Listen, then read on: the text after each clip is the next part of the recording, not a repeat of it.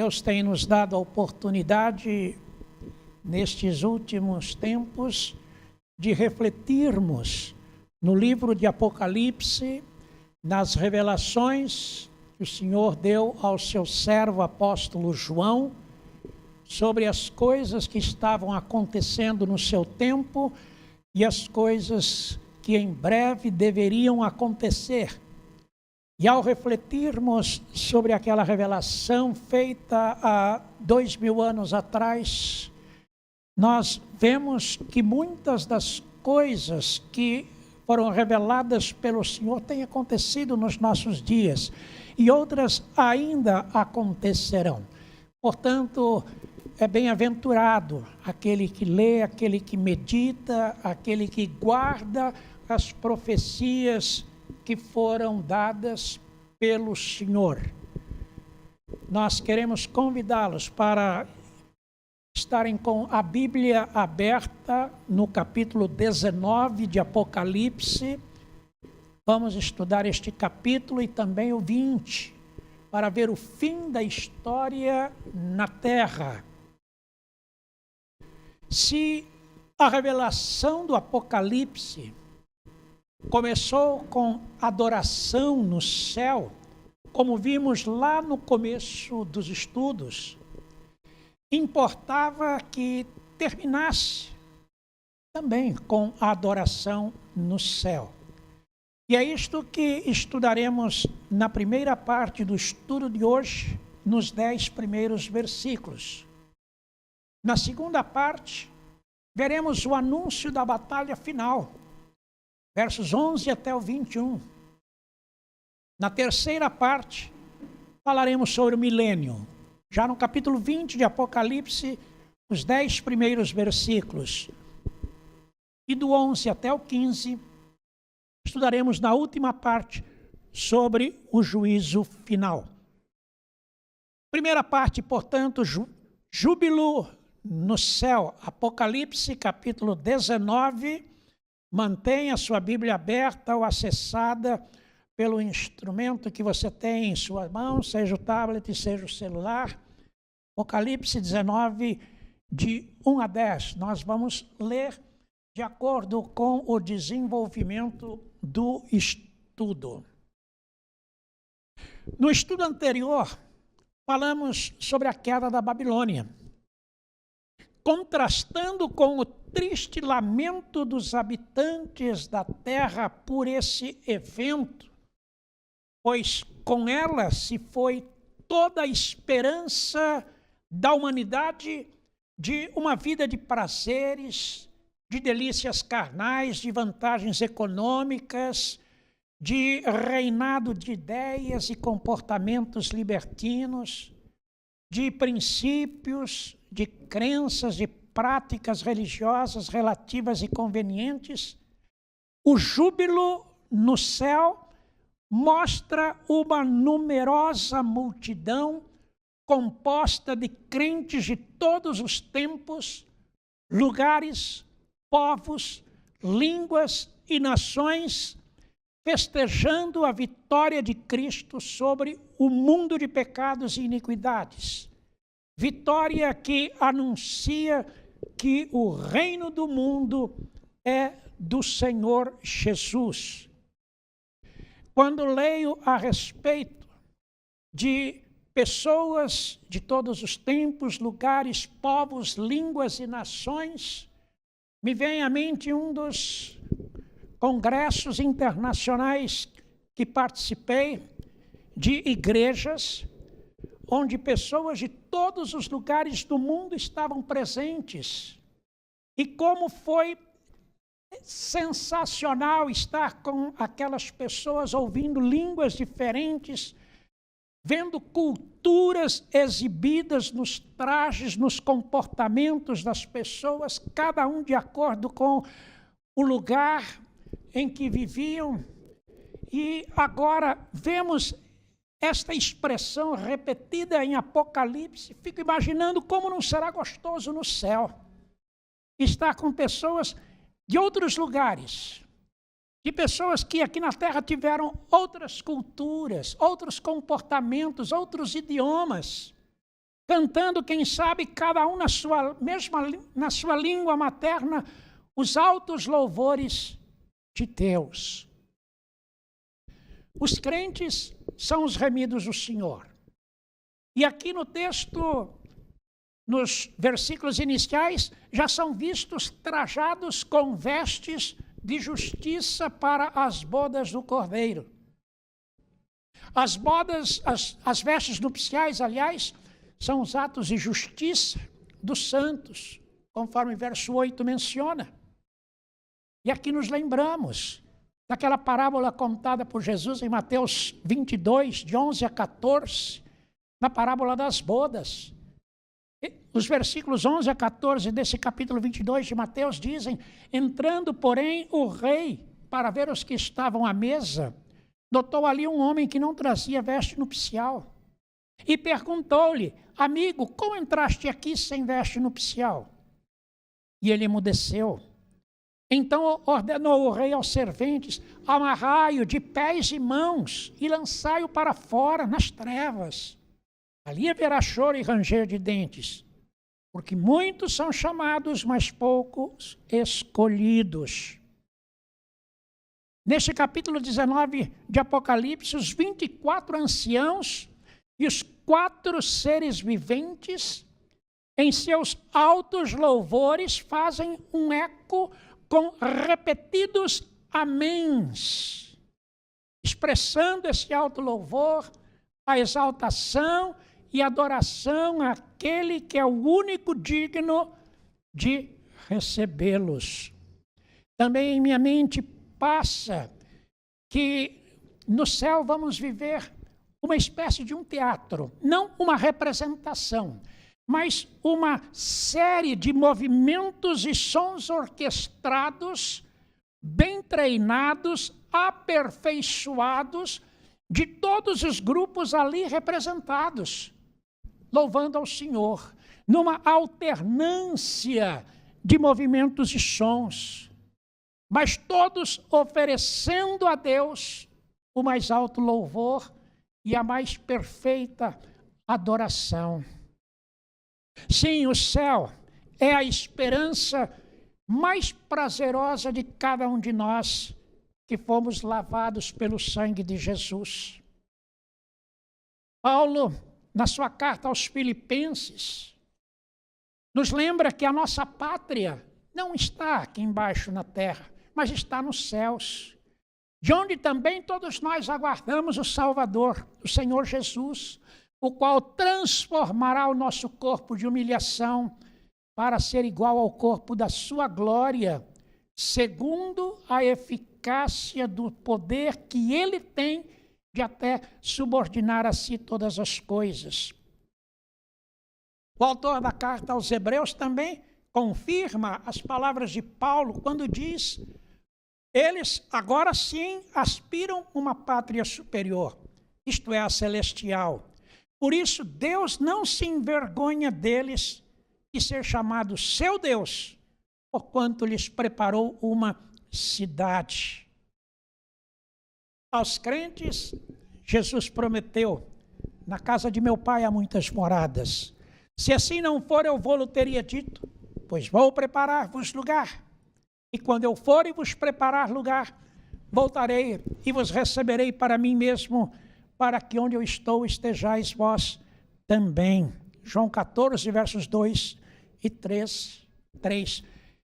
É no céu o lugar onde o crente fiel, aquele que aqui na terra recebeu a Jesus e confessou Jesus como seu Salvador e como seu Senhor. No céu é o lugar do fiel para toda a eternidade. Que aqui na terra, aqui estamos de passagem, como nas palavras do apóstolo Pedro, aqui somos peregrinos e forasteiros. O céu é o nosso lugar. Apocalipse 19, versos 1 e 2. Depois destas coisas, afirma João, ouvi no céu uma como grande voz de numerosa multidão, dizendo: Aleluia!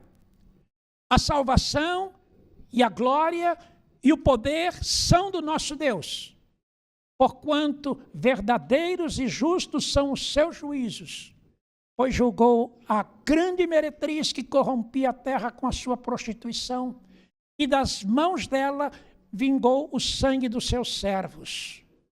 Segunda vez disseram, aleluia, e a sua fumaça sobe pelos séculos dos séculos. Certamente você já ouviu a voz de uma grande multidão, seja num evento cívico, seja numa manifestação popular, seja num estádio, dentro de algum lugar onde algo acontecia, seja na área esportiva, política ou até mesmo religiosa. Um som forte de grande multidão, um grito de ordem, um clamor. Imagine agora a voz de uma grande multidão gritando adoração a Deus. É de arrepiar. E que gostoso saber que no meio dessa grande multidão nos céus, nós estaremos lá, de peito aberto, a plenos pulmões, louvando e exaltando a Deus.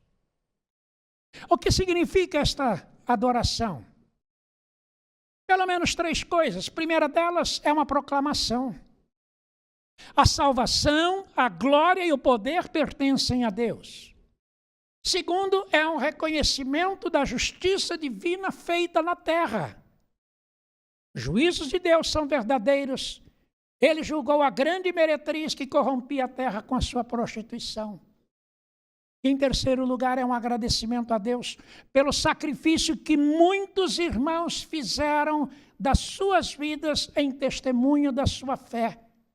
E esse testemunho e esse sacrifício foi aceito no céu. Essa expressão está contida na frase, e vingou o sangue dos seus servos. E então, a fumaça do sacrifício realizado, exalando cheiro suave, começa a subir por toda a eternidade adentro.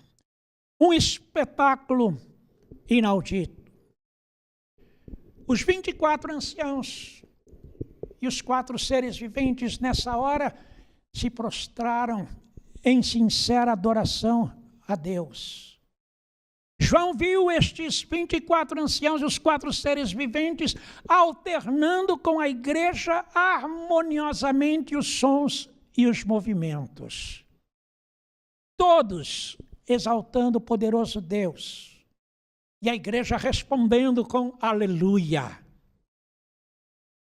Uma expressão que hoje em dia tem se tornado comum e sem muito sentido pelas pessoas, até por quem não conhece ao Senhor.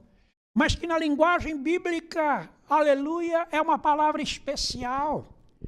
É uma palavra que não tem tradução, pois é uma expressão do mais alto louvor e adoração ao Deus soberano e eterno.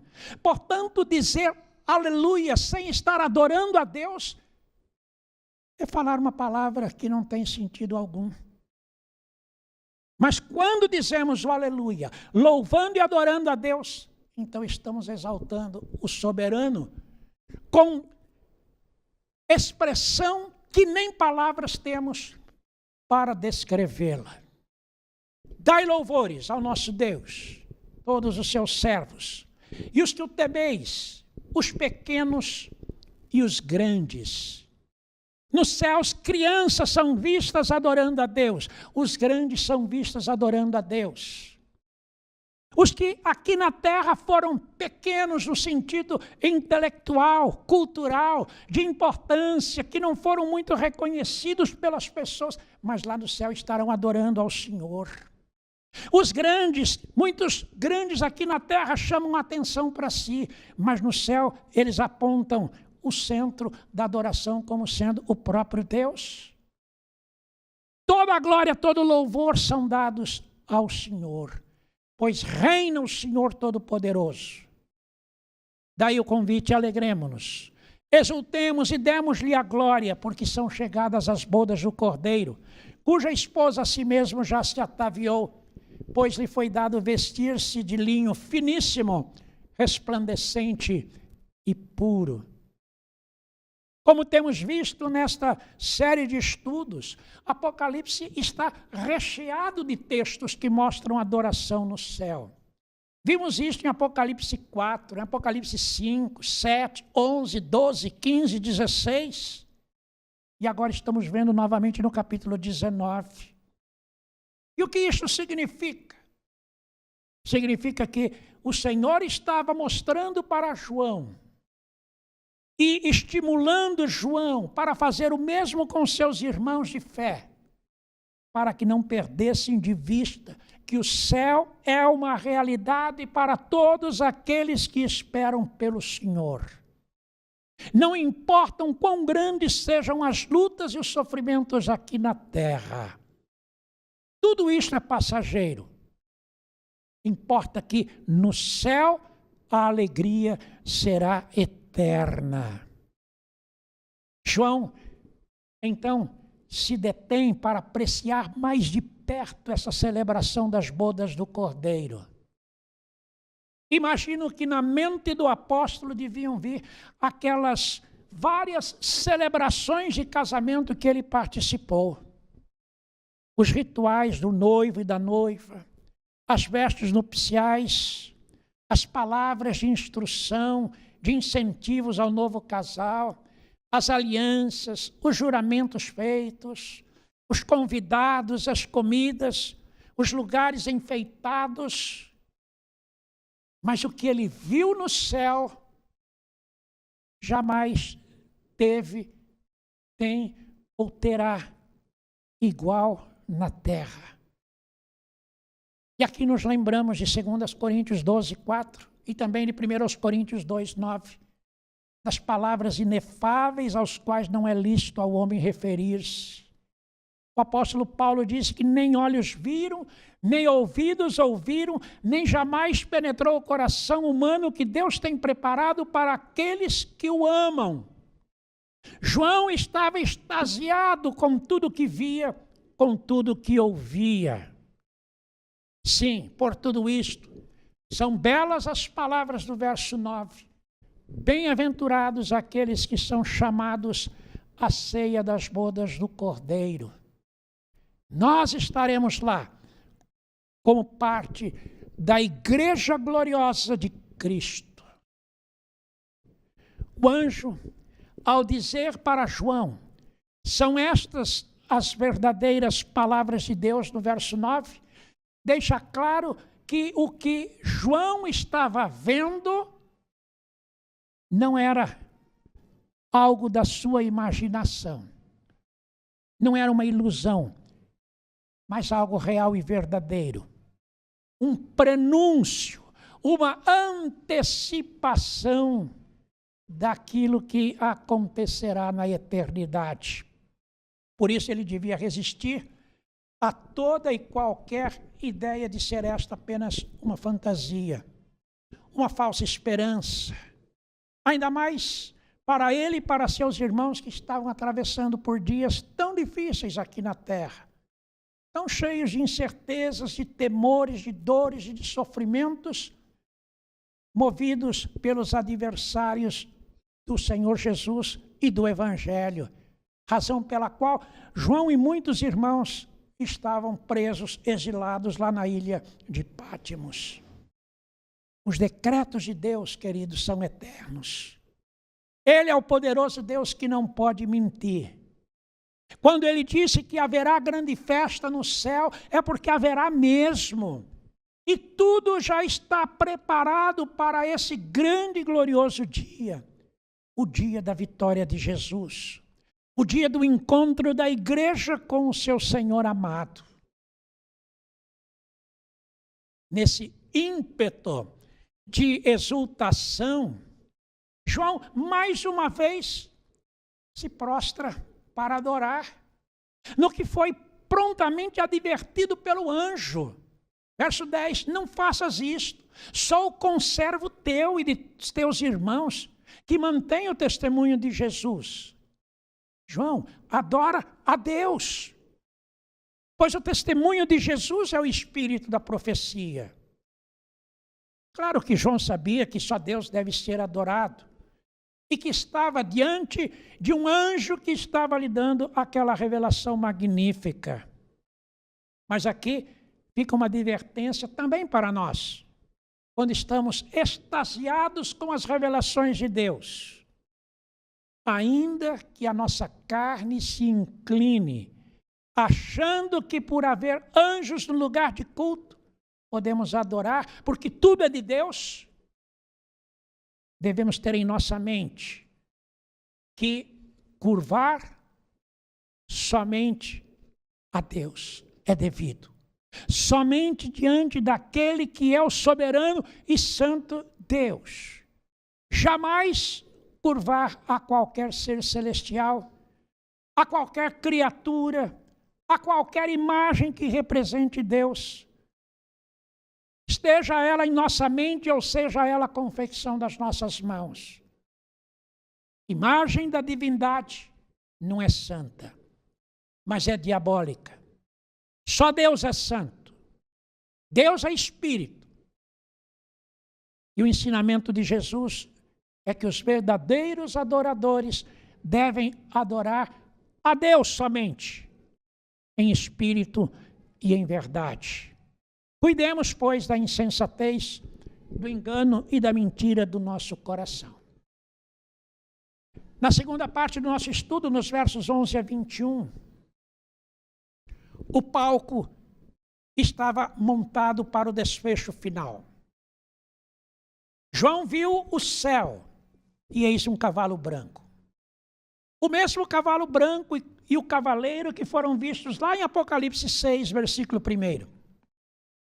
Que representa Cristo em ação, comandando a sua igreja na proclamação do Evangelho. O seu cavaleiro se chama Fiel e Verdadeiro e julga a peleja com justiça. Ele é fiel à vontade do Pai. Verdadeiro é traço do seu caráter. Eu sou a verdade, afirmou Jesus em João 14:6. Julga e peleja com justiça, isto é, age de conformidade com a sua essência e propósito. Nos versos 12 e 13, temos uma descrição do cavaleiro. Os seus olhos são chamas de fogo, ou seja, aqui tudo vê e tudo conhece. Na sua boca há muitos diademas, palavras nobres, cheias de amor e de compaixão. Tem um nome escrito que ninguém conhece, senão ele mesmo. O nome de Deus é altíssimo e santo, inexprimível para o ser humano. Ninguém conhece a Deus se este não for chamado pelo próprio Deus. Se a este não for descoberto os seus olhos e desvendado a ele a face do Todo-Poderoso. Ele está vestido com um manto tinto de sangue, salpicado do sangue do sacrifício. As manchas ainda estão em suas vestes. E o seu nome se chama o Verbo de Deus, palavra revelada, que ele mesmo deixou a sua igreja conhecer. Verso 14, seguiram ao cavaleiro os exércitos que há no céu, montando cavalos brancos, com vestidura de linho finíssimo, branco e puro. É interessante este contraste, porque no verso 11 se fala de peleja, e agora no verso 14 de cavalos brancos. Peleja e cavalos brancos. Estes eram cavalos, os cavalos brancos, usados apenas em ocasiões especiais, solenes, de exibição, de comunicação de que a vitória do exército tinha acontecido. Não eram cavalos de combate, de peleja, mas cavalos de exibição. Aqui mostra, portanto, a ideia de que Cristo é o grande vencedor sobre o diabo, sobre o poder das trevas, sobre o mundo e sobre o pecado. Na cruz do Calvário a batalha foi grande, por isso ele se acha com suas vestes salpicadas de sangue. Mas o embate final de Satanás contra Cristo já tem um resultado definido. A vitória do Cordeiro. Satanás insiste e quer reverter o resultado, mas o final já está decretado e será mais vexatório ainda para o inimigo, pois ele será esmagado e lançado no inferno com todo o reino das trevas. O cavalo branco, portanto, mostra a vitória de Cristo. Na visão, João viu que saía da sua boca uma espada afiada, para com ela ferir as nações. A espada afiada é símbolo da palavra de Deus. A guerra contra o inimigo não se dá pela força, mas pela verdade da palavra. É a palavra que ele e os ímpios rejeitaram. Que os ímpios rejeitaram, pelas quais os ímpios foram condenados. Sim, Satanás e os ímpios são condenados pela palavra revelada de Deus. Ele mesmo, o Senhor, as regerá com cetro de ferro, com pulso firme, convicto, com força, com autoridade. E, pessoalmente, é ele quem pisa o lagar do vinho do furor da ira do Deus Todo-Poderoso. Ou seja, o lagar dos pecados, conforme mencionados lá em Isaías 53. Mas ao ser esmagado, foram esmagados também os pecados dos homens e todo o intento de Satanás. O Senhor tem no seu manto e na sua coxa um nome inscrito: Rei dos Reis e Senhor dos Senhores. A autoridade de Cristo é a autoridade do soberano sobre toda a terra, daquele que está no lugar mais alto e comanda tudo e a todos. Versos 15 e 16. Foi nesse momento que João teve uma outra visão. Versos 17 e 18. Vi um anjo posto em pé no sol e clamou com grande voz, falando a todas as aves do céu: Vinde, reuni-vos para a grande ceia de Deus, para que comais carnes de reis, de comandantes, de poderosos, carnes de cavalos e seus cavaleiros, de todos, quer livres, quer escravos, tanto pequenos como grandes.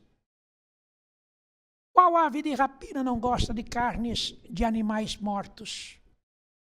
A igreja, porém, é convocada para participar de um banquete. Não de um banquete de carnes, de animais mortos, mas de um banquete em comemoração à vitória de Cristo sobre todo o poder e sobre todo o reino das trevas. Vi também a besta e os reis da terra com seus exércitos, Satanás, seus demônios e seus seguidores, congregados para pelejarem contra aquele que estava montado no cavalo e contra o seu exército, Cristo e a igreja. Peleja esta retratada em Apocalipse 20, versos 8 e 9. No entanto, o registro sagrado diz que a besta foi aprisionada, e com ela o falso profeta, que com os seus sinais feitos diante dela, seduziu aqueles que receberam a marca da besta e eram os adoradores da sua imagem. Os dois foram lançados vivos dentro do lago de fogo que arde com enxofre. É o evento que está descrito nos primeiros versos de Apocalipse 20. Os restantes dos mortos foram mortos com a espada que saía da boca daquele que estava montado no cavalo. A maioria dos ímpios foi morta por causa da sua rejeição à palavra de Deus e à obra redentora de Jesus na cruz do Calvário. Todas as aves se fartaram das suas carnes. É uma referência simbólica figurada do banquete que a igreja participa e ela é farta da justiça e da vitória de Cristo. Um banquete abundante e memorável. Terminado o capítulo 19, chegamos ao capítulo 20, onde na terceira parte do estudo de hoje, o Senhor revela para João o milênio. Capítulo 20, versos de 1 a 10. E aqui está mais um dos pontos nevrálgicos de Apocalipse. O milênio é literal ou é figurado? Vimos lá na apresentação do estudo de Apocalipse algumas das posições teológicas que, inclusive, tratam da questão do milênio. Lembrando, 3 são as posições mais características do milênio, ou deste assunto. O amilenismo, o pós-milenismo e o pré-milenismo.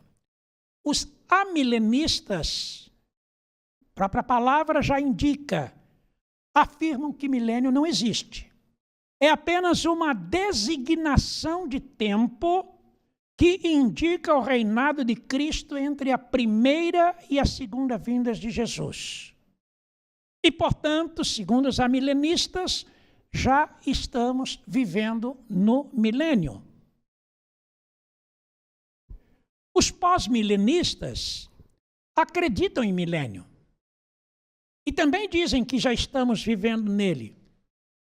Todavia, afirmam que o reino de Jesus não é geográfico, é apenas espiritual. Então, espiritualizam todas as coisas.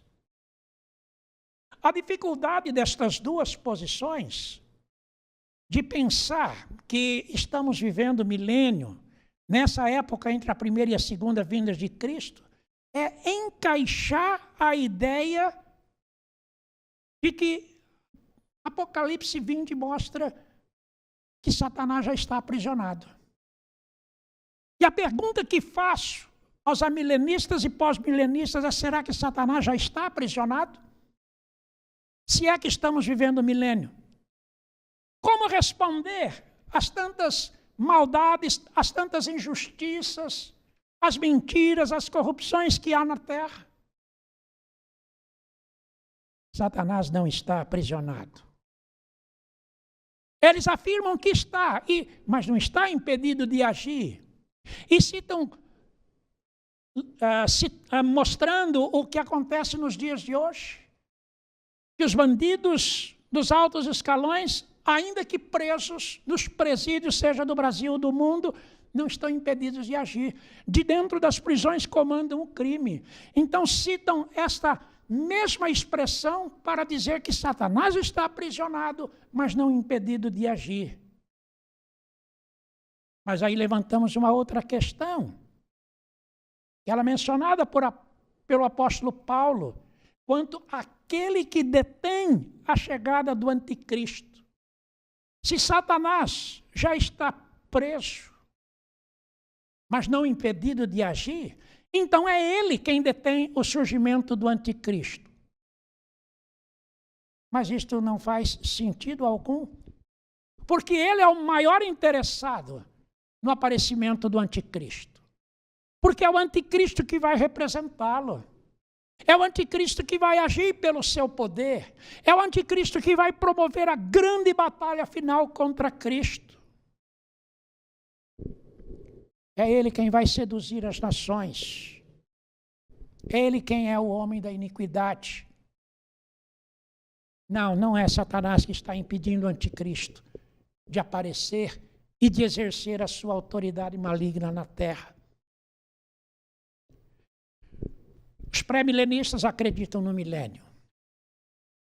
E que acontecerá logo depois da segunda vinda de Jesus, para buscar a sua igreja e trazê-la de volta à terra, mas agora já transformada e gloriosa.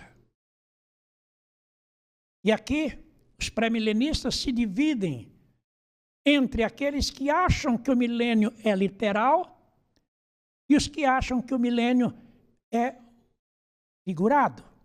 Ou seja, a palavra é apenas uma figura de linguagem para identificar o tempo do reinado de Cristo na terra. Eu não acho que o milênio seja literal, embora possa ser. Mas é uma figura de linguagem, seguindo de forma coerente como tenho usado na interpretação das outras figuras de Apocalipse. 1000 anos, indicando um longo reinado de Cristo. Aqui na terra, Cristo reinando com a sua igreja. Vemos, portanto, no texto, nos versos 1 a 3, a revelação dada a João. Vi descer do céu um anjo, tinha na mão a chave do grande abismo e uma grande corrente. Ele segurou o dragão, a antiga serpente que é o diabo, Satanás, e o prendeu por 1000 anos. Lançou-o no abismo, fechou a porta e pôs o selo sobre ele para que não mais enganasse as nações até se completarem os 1000 anos. E aí pergunto aos amilenistas e aos pós-milenistas, Satanás já está preso? As nações e a humanidade não estão mais sendo enganadas, não estão mais se colocando contrárias a Cristo. É impossível acreditarmos nisto. Depois disso é necessário que ele seja solto por pouco tempo. Verso 3. Aqui está a prisão de Satanás. E a dificuldade imposta para ele dar cabo à sua arrogante pretensão de governar o mundo e ser o seu rei. Verso 4, João viu também tronos, e nestes sentados aqueles aos quais foi dada a autoridade de julgar. Viu ainda as almas dos decapitados por causa do testemunho de Jesus, bem como por causa da palavra de Deus. Tantos quantos não adoraram a besta, nem tampouco a sua imagem, e não receberam a marca na fronte e na mão. E viveram e reinaram com Cristo durante 1000 anos. Veja o reinado da igreja com Cristo durante o milênio. Sim, é a figura da igreja, composta dos redimidos do Senhor, incluindo os mártires por causa da palavra, todos eles reinando com Cristo na terra. É sinal de que a luta e o sofrimento dos crentes acabaram, ficaram para trás, fazem parte da história que viveram, mas agora tudo é novo e glorioso. Os restantes dos mortos não reviveram até que se completassem os 1000 anos. Ou seja, aqueles que morreram quando começaram o milênio, não haverão de ressuscitar para o inferno eterno até que se completem os 1000 anos. A primeira ressurreição, bem-aventurado e santo é aquele que tem parte na primeira ressurreição, ou seja, naqueles que ressuscitam para reinar com Cristo. Lembrando que quando Jesus voltar, os que forem ao seu encontro estando vivos terão seus corpos transformados. Mas aqueles que já morreram em Cristo ressuscitarão. E também terão corpos gloriosos. Estes que participam da primeira ressurreição, quando da vinda de Jesus, são os que são vistos nessa revelação dos versos 5 e 6. Sobre eles, sobre os crentes, sobre a igreja de Deus, a segunda morte não terá autoridade. Ou seja, a segunda morte é a daqueles que não aceitaram Jesus, daqueles que endureceram seus corações para resistir ao Evangelho. Eles também ressuscitarão, mas para o fogo eterno. Quando soar a última trombeta, os crentes em Cristo que morreram, portanto, ressuscitarão primeiro. E os que estiverem vivos serão transformados para irem ao encontro do Senhor nos ares. E assim, todos estaremos para sempre com o Senhor. Para mim, portanto, o milênio é o período de tempo entre a segunda vinda de Cristo até o julgamento final. Não entre a primeira e a segunda vinda de Cristo, mas depois da segunda vinda de Cristo até o julgamento final. Ocasião em que Cristo vai reinar sobre a terra, ou na terra. E todos os habitantes da terra haverão de reconhecer que Jesus Cristo é o Senhor. Até quantos o traspassaram? Até quantos negaram? Sim, os ímpios que estiverem aqui no milênio, forçadamente vão reconhecer o senhorio de Jesus. Mas nós, os crentes, com todo o prazer do nosso coração, vamos confessar mais uma vez que Cristo não é o Senhor apenas sobre a terra, mas é o Senhor das nossas vidas. Este será o tempo em que a glória do Senhor encherá de conhecimento toda a terra, conforme a revelação de Abacuque 2, verso 14. Os ímpios, ao reconhecerem que Jesus é o Senhor, isto não significará que eles vão se arrepender e que vão se converter, porque o tempo da graça vai cessar quando Jesus voltar pela segunda vez. Portanto, no milênio não haverá arrependimento nem conversão. Haverá o reconhecimento de toda a terra de que Jesus é o Senhor. Isaías 65, 25 traz uma figura interessante para mostrar a convivência entre as pessoas na terra, até mesmo entre a convivência dos ímpios com os crentes. O lobo e o cordeiro pastarão juntos, e o leão comerá palha como o boi. Pó será a comida da serpente.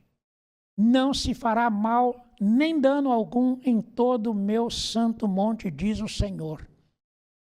Enfim, será o tempo em que o mundo será governado com verdadeira justiça, amor, graça, bondade e equidade. O reino de Cristo na terra não durará para sempre, porque quando se completarem os 1000 anos, Satanás será solto da sua prisão e sairá a seduzir as nações que há nos 4 cantos da terra. Gog e Magog são figuras dessa batalha renhida, a fim de reuni-las para a grande peleja, para a peleja final, para a batalha, que em Apocalipse 16, 16, como vimos em estudo passado, se chama a Batalha do Armagedon. Sim, essa batalha se dará no final do milênio. O número dessas pessoas, dessas nações, é como a areia do mar. Versos 7 e 8. Isto mostra que haverá muita gente ímpia na terra, contrariada por reconhecer a verdade de Cristo, ainda que sem condições de se arrependerem e de confessarem de todo o coração que Jesus é o Senhor. Elas terão desejo, mas serão impedidas porque o Espírito Santo não estará mais agindo para a conversão sobre elas. As nações, então, hão de se reunir, de juntar forças para pelejarem contra Cristo e contra a igreja de Cristo, mas serão derrotados. Vão marchar pela superfície da terra e sitiar o acampamento dos santos, a cidade querida, a cidade santa, porém descerá fogo do céu e os consumirá. Isto é previsto no último flagelo, conforme vimos no capítulo 16, versos 17 a 21. Então diz o texto bíblico que o diabo, o sedutor deles, derrotado, será lançado para dentro do lago de fogo e enxofre, onde já se encontram não só a besta, como também o falso profeta, e serão atormentados de dia e de noite pelos séculos dos séculos. Versículo 10. Isto mostra que o inferno existe e está reservado para o diabo e seus demônios, bem como para todos aqueles que deram ouvidos a Satanás e se rebelaram contra Cristo. Eles serão atormentados de dia e de noite, todos os instantes, de todos os modos, por toda a eternidade. Vamos terminar o estudo na última parte, os versos 11 a 15, o juízo final. Por fim, João viu um grande trono branco, e aquele que nele se assenta. É o trono de Deus, de cuja presença fugiram a terra e o céu, e não se achou lugar para eles. Nada permaneceu em pé diante da santa presença de Deus. João diz: vi também os mortos, os grandes e os pequenos, que agora ressuscitaram para comparecerem perante o Deus, tanto adultos e crianças, homens e mulheres, sábios e ignorantes, ricos e pobres, governantes e governados, senhores e escravos, judeus e gentios, todos postos em pé diante do trono. E então se abriram os livros. Uma linguagem figurada também para referir-se ao registro dos atos humanos que estão diante de Deus. E todos foram julgados segundo as suas obras. E todos foram condenados para receberem de Deus o merecido castigo. Vejam que estão diante de Deus os ímpios. Não está diante de Deus a igreja, porquanto os crentes que confiaram em Cristo e creram em Cristo já foram justificados pelo sangue de Jesus. Não serão julgados para receberem o mérito ou a condenação, porque já estão salvos. Diante de Deus, desse grande trono branco, quem comparece são os ímpios. Os mortos foram então julgados segundo as suas obras, conforme o que se acha escrito nos livros. Então deu o mar os mortos que nele estavam. A morte e o além entregaram os mortos que neles havia, e foram julgados, um por um, segundo as suas obras. Então a morte e o inferno foram lançados para dentro do lago de fogo. Esta é a segunda morte, o lago de fogo. E se alguém não foi achado inscrito no livro da vida, esse foi lançado para dentro do lago de fogo, versos 12 a 15. Graças a Deus que quando aceitamos a Cristo como Senhor e Salvador da nossa vida, o Senhor escreve o nosso nome no livro da vida. E o Espírito Santo é dado como garantia da herança, como garantia da salvação, como garantia do céu. Portanto, estão seguros na pessoa de Cristo e no poder do Espírito. Agora, quem não está inscrito no livro da vida, esse corre o perigo do inferno eterno. Não há outra alternativa para o homem. Ou ele crê em Cristo como seu Salvador e tem o seu nome inscrito no livro da vida e vai reinar com Cristo, ou por sua rejeição e rebeldia a Jesus e a obra de Jesus, esse vai para o inferno por toda a eternidade. Percebam que a palavra de Deus, Jesus, a palavra viva e a Escritura que representa o Deus revelado no céu, é que será determinante para o destino eterno. Jesus, e não as obras que os homens praticam. Se crê em Jesus, tem o céu. Se rejeita Jesus, vai para o inferno. Não há meio termo. Não há outro lugar. Não há outra chance para o ser humano.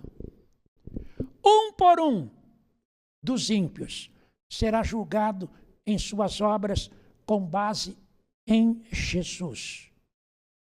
Na parábola do rico e do Lázaro, este último, temente a Deus, quando morreu, foi para junto do seu Senhor. Mas o rico que rejeitou a Jesus foi para o inferno. No lugar de tormentos, queria que um anjo do céu avisasse os seus irmãos para não se descuidarem. O Senhor disse, eles têm Moisés e os profetas. Ou seja, a palavra. Se não ouve a palavra, tampouco ouvirá, mesmo se eu enviar um anjo do céu para eles. A palavra viva é que determina se a pessoa vai para o céu ou para o inferno. Crê em Jesus, vai para o céu. Não crê em Jesus, vai para o inferno. Pedro afirmou de Jesus, só tu tens as palavras da vida eterna. E Jesus disse, aquele que me confessar diante dos homens, também eu o confessarei diante de meu Pai que está nos céus. Mas aquele que me negar diante dos homens, também eu o negarei diante de meu Pai que está nos céus.